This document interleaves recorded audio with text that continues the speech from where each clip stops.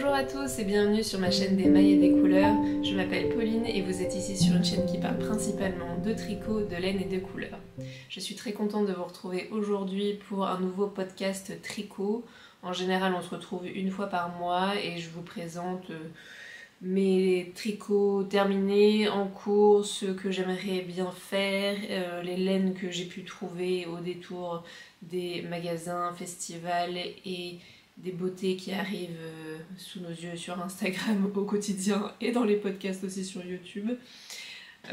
J'espère que vous allez bien, que ce début d'automne se passe bien pour vous et que vous n'êtes pas malade, parce que j'ai l'impression qu'il y a beaucoup de monde qui est tombé malade après la rentrée. Donc j'espère que vous allez bien. Moi ça va, pour l'instant je touche du bois. Je n'ai pas encore été malade. Je peux tricoter tranquillement, ça c'est cool. Aujourd'hui je porte un pull que j'ai réalisé en archiduchesse de Mamie Factory. C'est un mélange 80% mérino, 20% cachemire, si je ne me trompe pas, dans les coloris bleu marine et le blanc pour le motif. C'est un modèle avec un yoke et un motif dans le yoke, et petit rappel ici en bas des manches et en bas du corps.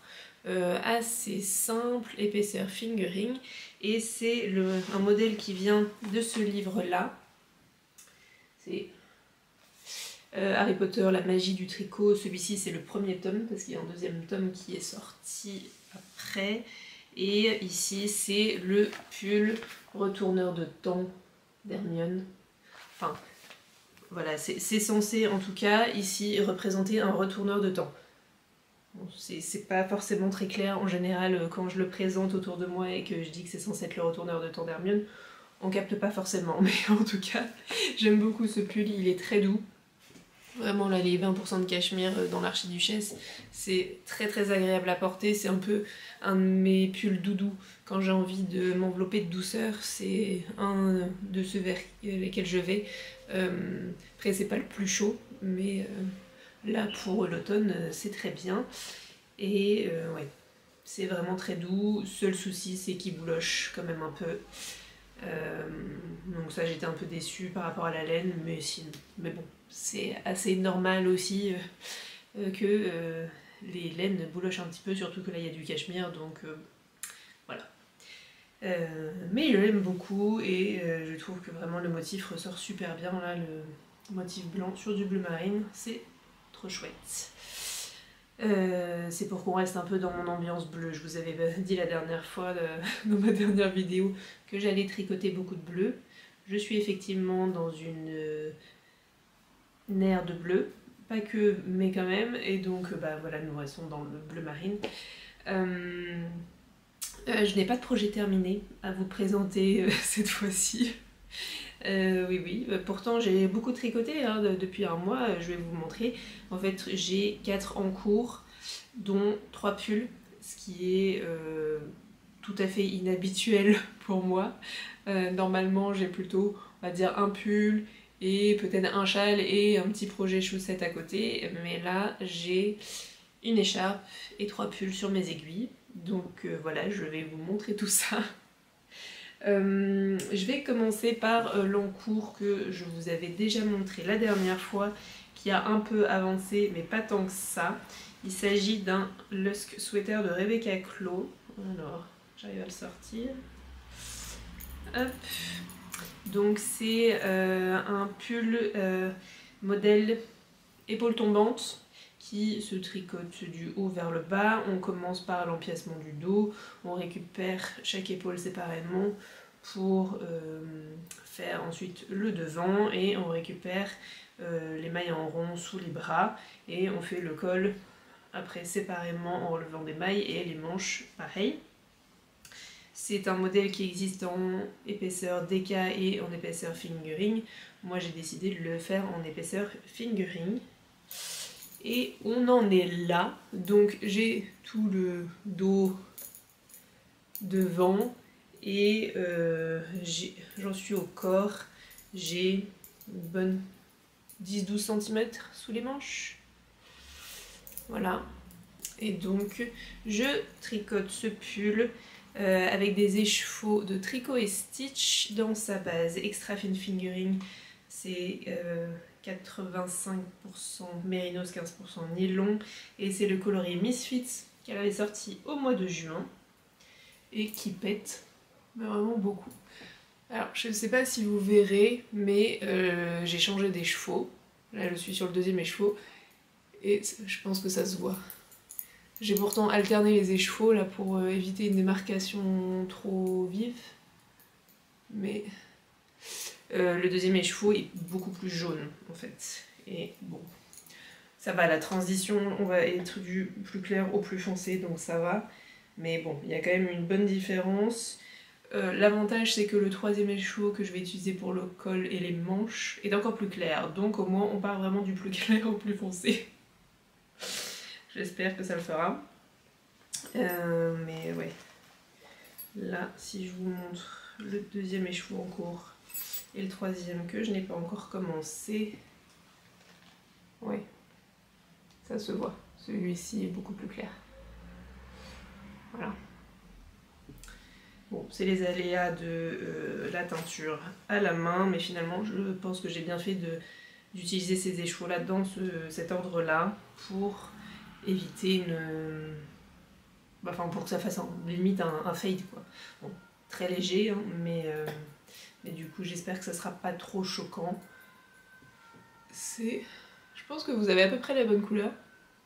C'est vraiment très vif. Plus du tout de saison, mais voilà. Très sympa. C'est mon tricot Zéro Cerveau. Vous allez le voir avec mes autres projets pulls. Celui-là, je le sors vraiment que quand, par exemple, je suis au téléphone ou que je suis en train de papoter avec quelqu'un de manière générale et que j'ai besoin d'avoir mon cerveau concentré sur la conversation que je suis en train d'avoir, mais que mes mains ont besoin d'être occupées, et donc voilà. Je le sors pas très souvent de son sac, c'est pas mon encours principal, surtout que là il va plus trop être de saison, et donc voilà, je le sors que quand j'ai besoin d'un tricot Zéro Cerveau, ce qui n'arrive pas tout le temps, mais qui est quand même bien pratique à avoir pour quand j'ai besoin, voilà, d'avoir mon cerveau disponible pour faire autre chose. Voilà, donc il avance tranquillement, mais j'ai pas d'objectif particulier par rapport à celui-là.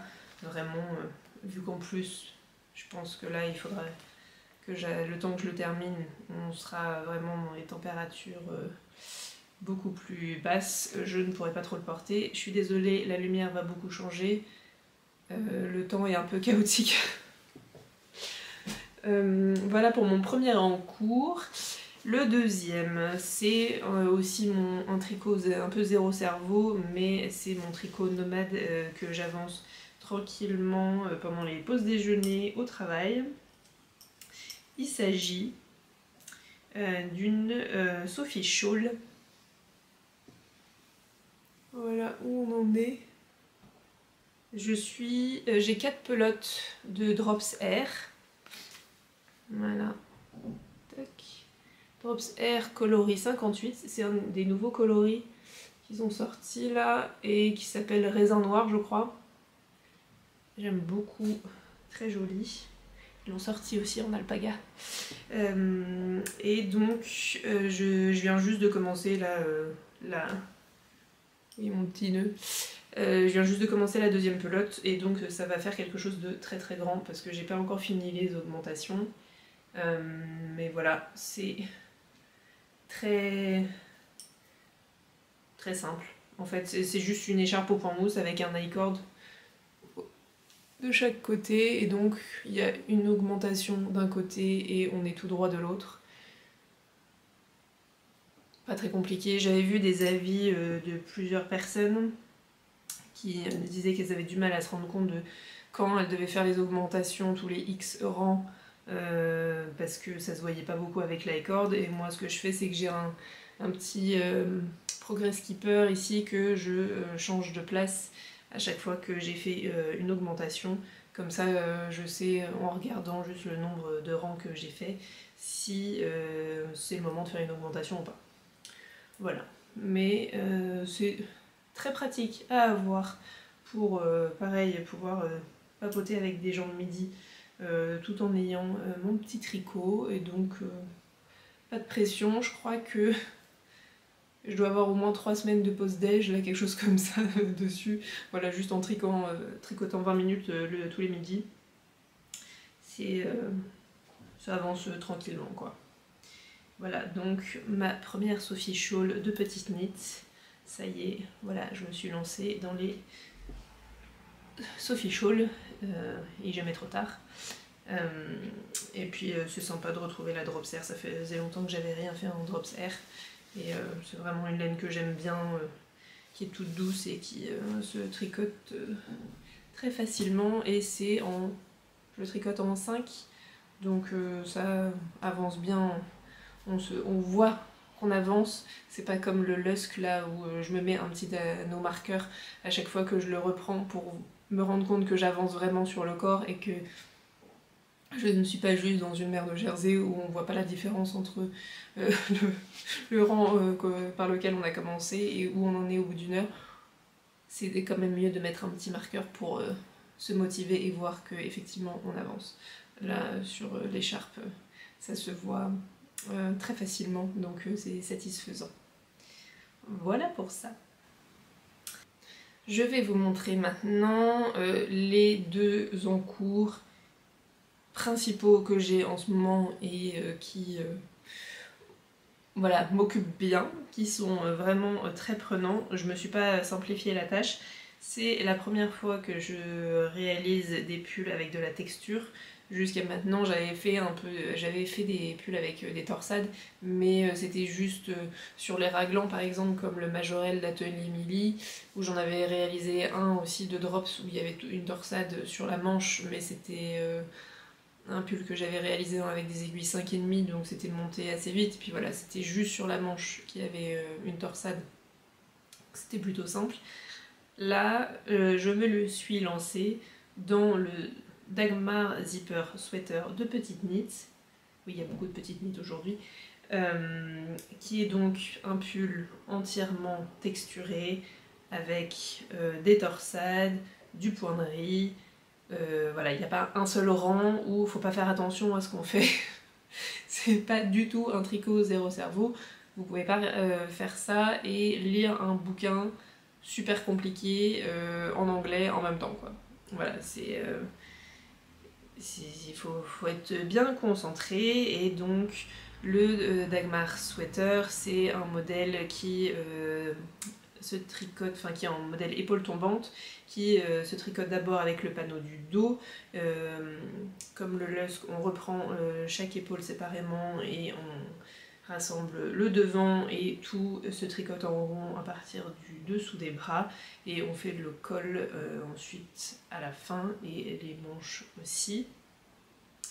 Le col sur celui-ci est montant et avec un zip devant. Et moi j'ai décidé de réaliser ce modèle avec la Gilliatt de Dererum Natura. Là on est sur le coloris L'Heure Bleue, qui est un bleu jean très joli. La Gilliatt, c'est un 100% laine cardée, laine mérinos cardée. Je pense que c'est une laine qui, enfin, elle est sèche, mais elle est pas rêche, enfin elle pique pas, c'est agréable à tricoter, et je pense qu'à porter aussi il n'y aura pas de problème.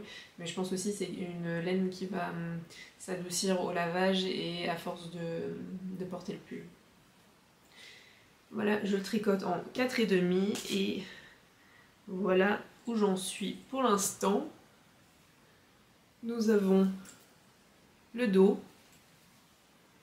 Vous voyez, donc on a des torsades, des petits losanges. Ensuite, c'est torsade en nid d'abeille, je crois, on dit. Et du point de riz sur les côtés. Et donc le devant, on voit là l'encolure où il y aura le zip ensuite. Et j'ai réuni... Enfin, j'ai commencé le corps en rond. Je pense que j'ai 4 cm sous les bras. Voilà. Alors, le seul petit souci, c'est les raccords au niveau des épaules. Quand on reprend les manches pour faire les épaules, le raccord est pas du tout bon. Mais je crois que c'est comme ça pour tout le monde, c'est un peu difficile. Là, de ce côté-ci, c'est un peu mieux. Mais alors de ce côté-là, c'est vraiment... c'est pas beau. Mais je pense qu'il n'y a pas moyen de faire vraiment mieux. Et puis bon, c'est dans le dos, ça se verra pas. J'ai pas fait l'empiècement du dos aussi long que ce qu'elle recommande. Et je pense même qu'il y a une erreur, ça me paraît très bizarre là, la longueur qu'elle donne pour l'empiècement du dos. Moi j'ai vraiment raccourci de plusieurs centimètres parce que ça me paraissait complètement aberrant. J'avais l'impression que l'empiècement du dos allait finir au niveau de... je sais pas, au niveau de mes hanches. Mais à part ça, ça se passe bien. J'ai choisi un zip, mais j'espère qu'il sera pas trop épais. Si jamais vous l'avez tricoté, j'ai pris un zip en plus qui se sépare parce que je voulais quelque chose de métallique pour que ça soit plus joli. Voilà, c'est tout ce que j'ai trouvé à la mercerie du coin. J'espère que ça ira. En même temps, c'est une texture quand même qui se tient bien. Donc je me dis qu'avec un zip qui n'est pas très souple, ça sera pas gênant. Mais de toute façon, le col, voilà, il n'est pas encore pour tout de suite. Je me suis pas encore lancée dans l'aventure. Peut-être que je finirai cette pelote là, qu'après je ferai le col. Parce que c'est quand même mieux de faire le col et faire les manches par exemple avant de terminer le corps, pour être sûr qu'au niveau de la longueur ça tombe bien. Mais donc voilà. J'avais envie d'un pull vraiment... le gros pull à torsade. Qu'on peut mettre pour aller se promener ou ce genre de choses en ayant un autre pull en dessous quoi. Et c'est vraiment le pull intemporel qui va rester dans ma garde-robe toute ma vie quoi. Je le vois vraiment comme ça. Voilà. Donc oui, seul le petit souci c'est au niveau des raccords. C'est pas foufou, mais sinon c'est beau. C'est du boulot, mais c'est beau. Je le tricote en 4,5. Voilà.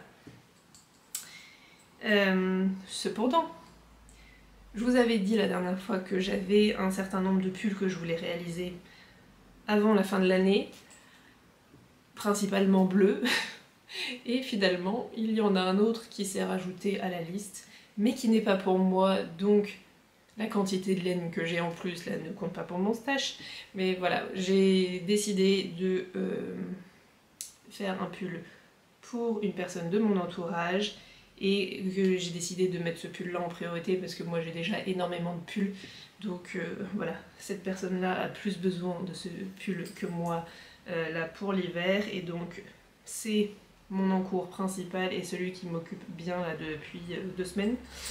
Et donc on est sur un autre pull entièrement texturé et qui est aussi en Gilliatt de Derrer Homme Natura, mais cette fois-ci on est sur le coloris baleine bleue et que je tricote aussi en 4,5, et il s'agit du Moby Sweater de Petite Knit. Je sais pas si on va trop voir là le bleu marine. Si. Il va être trop beau. Bon, j'espère qu'au niveau de la lumière vous allez voir quelque chose. Je suis très contente. C'est un gros boulot, mais vraiment il va être canonissime. Il a la même construction que le Dagmar, où on commence par l'empiècement dos, on reprend chaque épaule et on fait le devant, et on récupère toutes les mailles sous les bras pour tricoter en rond le corps.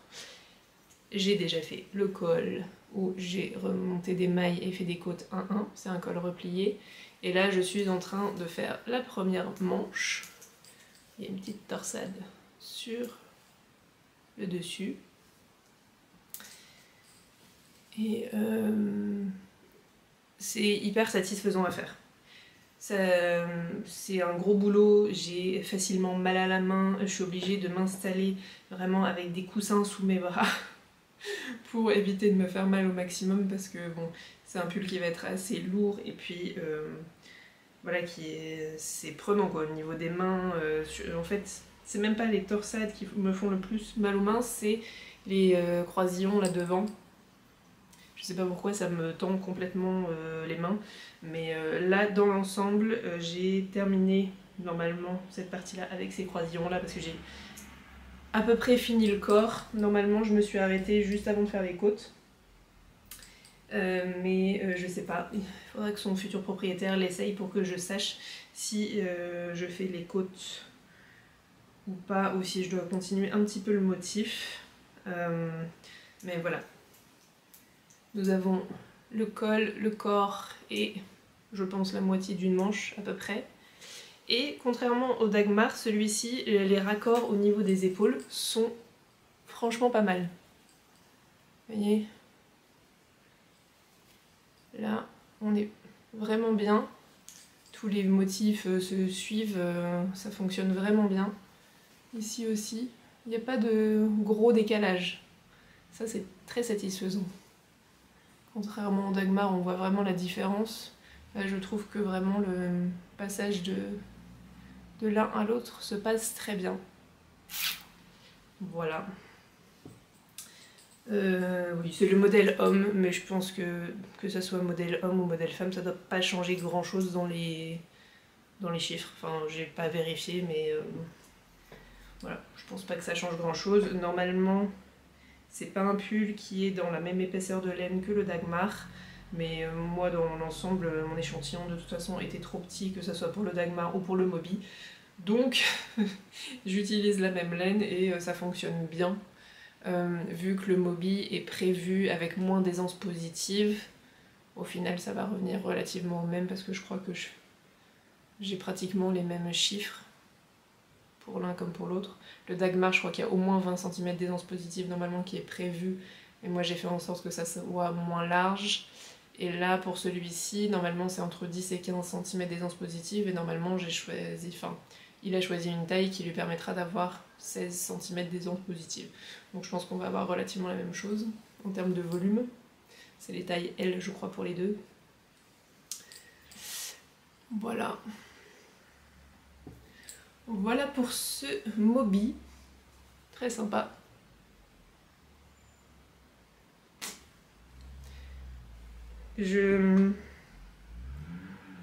C'est vraiment pas évident à tricoter, vraiment au niveau des mains en fait, c'est surtout physiquement, j'ai du mal à tenir le choc on va dire. Là entre le Dagmar plus celui-ci, je pense que ça fait 3 semaines que je ne fais que des torsades et donc forcément mes mains au bout d'un moment fatiguent un petit peu. Mais bon, j'ai toujours d'autres tricots que je peux ressortir pour me reposer si besoin. Mais c'est hyper satisfaisant de voir le motif apparaître au fur et à mesure. Vraiment, on s'ennuie pas du tout et je trouve que la laine est agréable à travailler aussi. Enfin, j'ai vraiment hâte de voir ce que ça donne au blocage et une fois porté. Je pense que ça va vraiment être là tous les deux des pulls très très douillets et des intemporels et qui vont rester dans les armoires pendant très très longtemps. Enfin, j'espère parce que là j'en fais 2 en même temps, c'est peut-être un peu beaucoup. Mais je vais être très fière à la fin d'avoir terminé ces deux-là et d'être arrivée au bout de 2 pulls entièrement texturés. C'était pas prévu d'en faire 2 comme ça, mais ma foi, voilà.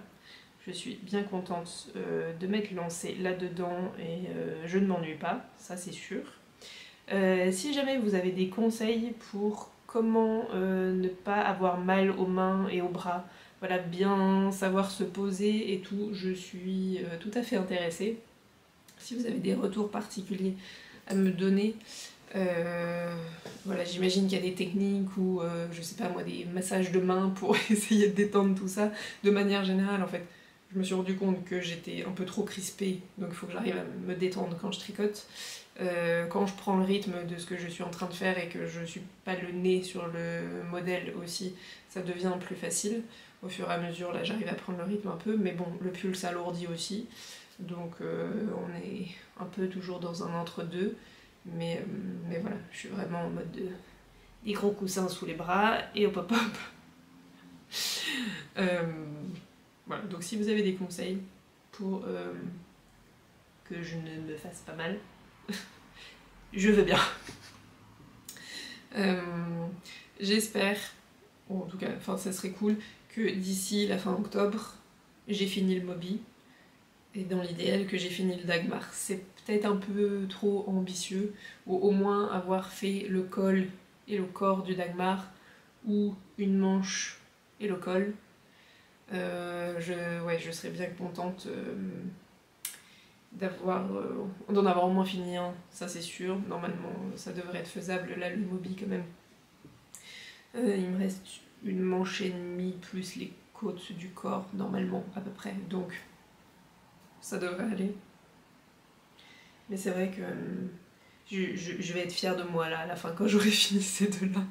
Ces deux bons morceaux. Ce qui explique pourquoi je n'ai pas de projet terminé. Voilà, je me suis lancée dans deux pulls qui sont très prenants, l'un comme l'autre. Voilà, pour mes encours du moment, beaucoup de torsades. Bon, si, j'ai quand même acheté de la laine, parce que j'ai l'impression qu'il n'y a pas un seul mois où j'achète pas de la laine, c'est un peu... Voilà. Bon, la laine pour le Moby, c'est pas pour moi, donc ça compte pas. Mais sinon, la semaine dernière, à Rouen, il y avait le salon Creativa, où j'étais faire un petit tour. Alors, il n'y a pas grand-chose en termes de laine, voilà, c'est pas la première cible. Par contre, j'ai quand même vu une personne très sympa qui vendait de la laine d'alpaga. J'ai sa petite carte. Hop. Si jamais. Je la connaissais pas du tout et c'est une personne qui est basée en Belgique mais qui fait pas mal de salons. Elle m'a dit qu'elle sera là au salon à Paris Création et Savoir-faire, et donc il propose des laines principalement d'alpaga. Et toutes ces laines viennent du Pérou. Là, j'en ai pris une, par exemple, qui est certifiée Ecotex. Enfin, voilà, je lui ai posé quelques questions sur d'où vient la laine, comment sont traités les animaux, etc. Et elle m'a dit qu'elle faisait attention justement à ce que ses fournisseurs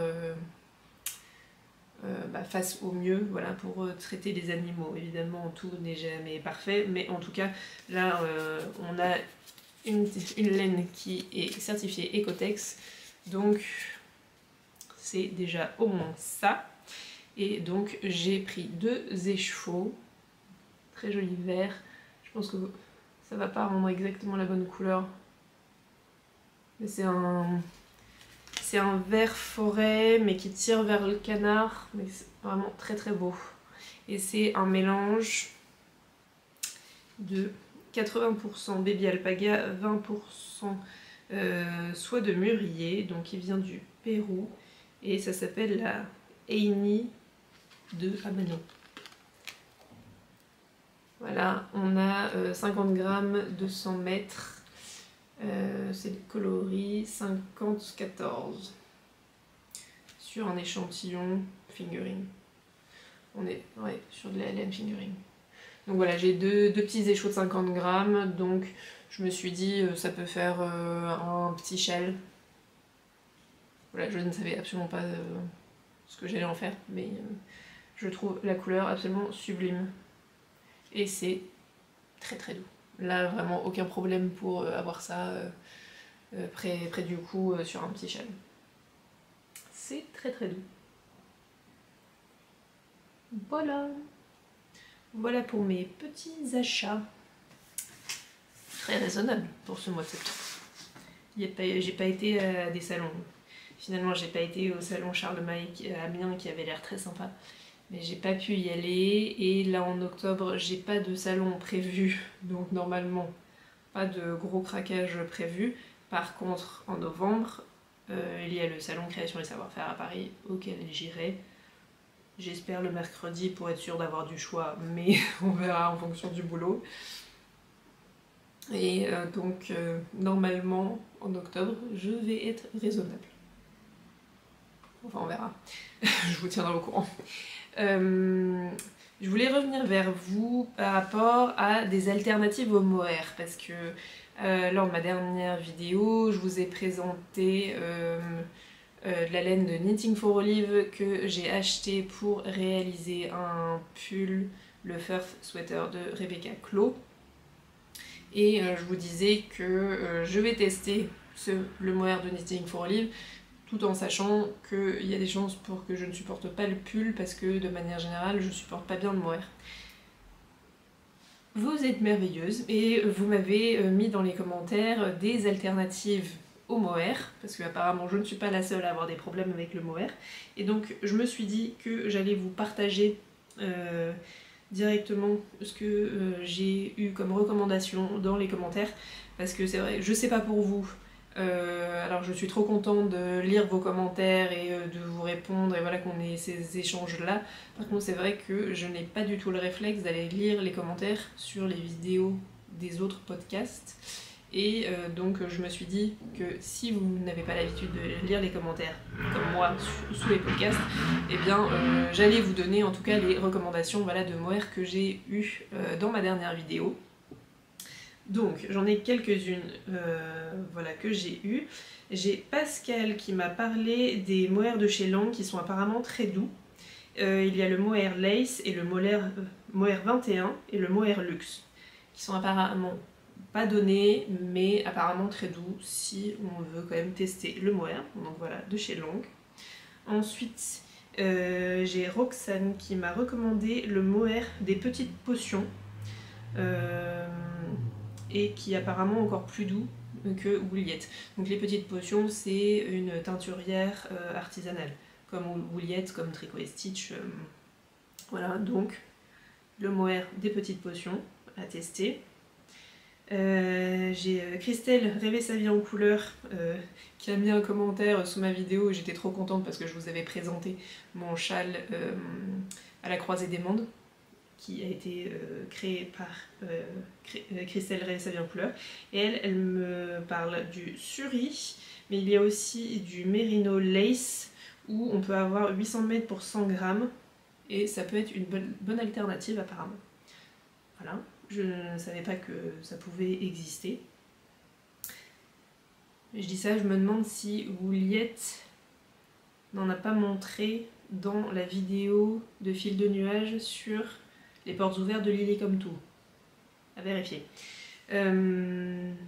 J'ai ensuite Janine qui me parle de la Titicaca de Osgarn, où c'est de l'alpaga, et effectivement j'en avais entendu parler de cette laine. C'est vraiment un fil lace mais d'alpaga, donc on va dire comme celui-ci mais beaucoup plus fin. Donc voilà, apparemment une bonne alternative. Et c'est vrai que je crois que c'était une personne au tricoté la semaine dernière qui tricotait ça en double avec un fil fingering. Donc voilà, une bonne alternative. Et alors je ne sais pas quel est ton prénom parce que c'est un pseudo, mais on va dire Sol, qui parle de l'Alva de Filcolana, qui est aussi un fil lace d'alpaga. Donc je pense que l'Alva de Filcolana et la Titicaca de Osgarn, ça doit être un peu des équivalents, voilà, où on a un fil d'alpaga vraiment lace, très fin. Je suis désolée, j'ai dû couper parce que je crois qu'il y a un cortège de mariage qui est passé dans la rue et donc il y avait beaucoup trop de bruit. Je disais, la Titicaca de Osgarn et l'Alva de Filcolana, je pense que c'est presque la même chose. C'est vraiment un fil d'alpaga lace. Alors il n'y aura pas le même aspect poilu que le mohair ou que la Suri par exemple, mais ça peut faire effectivement de bonnes alternatives au mohair si comme moi le mohair c'est pas trop évident et que ça picote quoi. Voilà, donc merci à toutes d'avoir commenté sous ma vidéo. J'ai pas encore testé toutes ces laines là, mais je vais m'y intéresser fortement parce que c'est vrai qu'il y a tellement de beaux modèles qui sont proposés en DK. Quand on tricote pas du mohair, souvent on peut pas les faire. Donc, si jamais, voilà, n'hésitez pas à me dire si vous aussi vous avez testé ces alternatives-là et quelle est celle que vous préférez. Voilà pour moi pour aujourd'hui. De manière générale, je suis bien contente qu'on soit en automne, je suis prête à me mettre en mode hibernation, à tricoter tout le temps. Là j'ai mon petit enfant intérieur la semaine dernière qui était très contente parce qu'il y a Diddle qui est ressorti dans les magasins et j'ai eu l'impression d'avoir 8 ans à nouveau en voyant tout ça et l'effervescence et tout le monde qui ressort tous ces papiers à lettres Diddle de ces cartons d'enfance. Et moi c'est vrai que je me suis dit, mais en fait c'est vrai que j'ai gardé beaucoup de choses Diddle. Parce que oui bon, j'ai 32 ans hein, mais j'ai gardé des trucs Diddle parce qu'il y avait des choses qui étaient utiles, genre un taille-crayon, une règle, du papier à lettres, bon voilà c'est pas quelque chose qu'on utilise tous les jours, mais ça sert toujours et ça m'a fait plaisir parce que là j'ai retrouvé dans mes petits trésors une toute petite boîte métallique Diddle dans laquelle j'ai mis des anneaux marqueurs. Justement il y a quelques semaines je cherchais dans mes affaires si j'avais pas une petite boîte pour remettre des anneaux marqueurs pour les mettre dans mes sacs à projet. Et voilà. C'est juste mon petit plaisir là des derniers jours de retrouver des trucs Diddle. Ça, et puis pour s'il y a d'autres Swifties qui sont de passage sur la chaîne, est-ce que vous aimez le dernier album de Taylor Swift? Voilà, voilà, cette semaine les événements c'était Diddle et Taylor Swift. Tout ça en tricotant bien sûr. Enfin bref, c'était une petite aparté. Merci d'avoir regardé cette vidéo jusqu'au bout, j'espère que vous allez bien, que vous avez de beaux projets sur vos aiguilles. Merci beaucoup pour vos commentaires, vos likes, pour les nouvelles personnes qui se sont abonnées sur ma chaîne. Voilà, j'ai toujours plaisir à vous retrouver chaque mois pour vous parler de mes tricots. Et puis vive l'automne et voilà, vive la période vraiment en mode cocooning pour tricoter de belle laine. Là c'est le bon moment pour ressortir les pulls en alpaga. Je trouve que pendant l'été, juste voir un pull en alpaga, déjà rien que le voir dans le placard ça donne trop chaud, mais là c'est merveilleux de pouvoir ressortir les pulls du placard et de pouvoir les porter et d'être en mode oh c'est si doux, ça fait plaisir. Voilà. Je vous souhaite une très bonne journée ou une belle soirée en fonction du moment auquel vous regardez cette vidéo. Voilà, j'espère que vous êtes bien tranquille en train de tricoter dans un pull tout doux. Et je vous dis à bientôt pour d'autres